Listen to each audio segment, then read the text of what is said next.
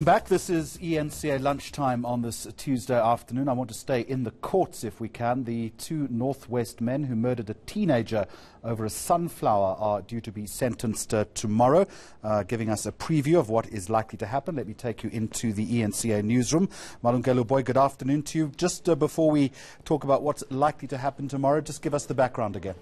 Well, Jeremy, it was in 2017 in April when Matlhomola Moshoeu was killed, a death that really sparked widespread protests in Coligny. Local residents saying that these two men killed this young man because he was black, and also, remember, they accused him of stealing a sunflower. Interestingly, though, Jeremy, is that there was never a case that was opened with the police by these two men against the deceased. So tomorrow, what we're likely to see happening, we're likely to hear Judge Ronnie Hendricks handing down the sentence.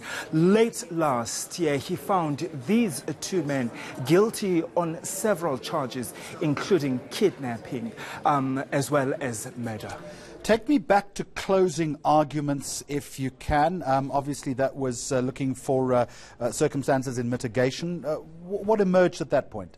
Well, let's start perhaps with what the defense is asking for, Jeremy. They're asking for a lesser sentence, saying that these two men are actually first-time offenders and that they played a critical role in society. And one of the things also that the defense had cited was that these two men are actually family men who need to support their families. But the state, Jeremy, is saying that these two men must actually be sent, they must be removed permanently from society, saying that they showed no remorse whatsoever and that their actions, Jeremy, polarized Coligny, and as we saw in 2017 when that community was really divided along the racial lines. And that's the important part of this as well, aside from the sentence, because this was a community that was almost bisected down the middle as a result of this case. That's right, Jeremy. In fact, I remember during the bail application of these two men in Coligny, we had a group of white residents in Coligny who were calling for these two men to be released on bail and that the charges be thrown or be withdrawn against them.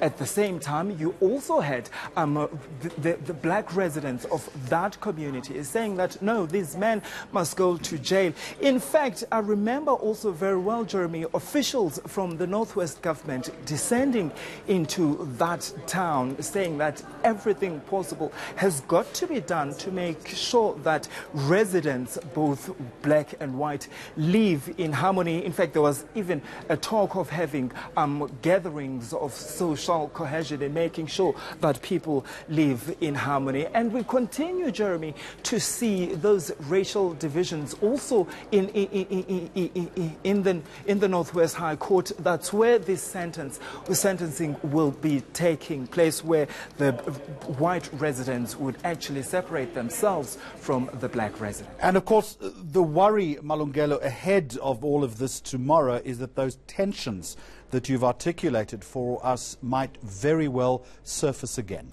Well, that is a concern, Jeremy. In fact, I remember speaking to one of the community leaders saying that there's a need for government to do more in ensuring that there is social cohesion and that black and white in that particular community and everywhere in the country live in harmony. But of course, we'll have to see what government actually in that particular province is doing to make sure that people live in harmony.